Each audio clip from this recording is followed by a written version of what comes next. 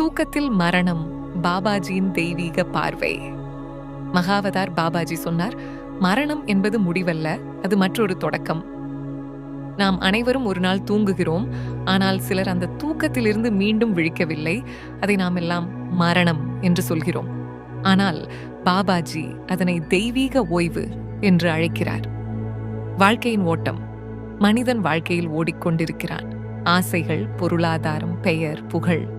ஆனால் அவன் உணராத ஒன்று, அவனது உயிர் ஒவ்வொரு இரவும் சிறு மரணத்தை சந்திக்கிறது. அதுதான் தூக்கம். தூங்கும்போது சிந்தனையும் மனமும் ஓய்கிறது. பாபாஜி சொல்கிறார், தூக்கம் என்பது சிறு மரணம், மரணம் என்பது நிரந்தர தூக்கம். தியானம் மற்றும் மரணம்.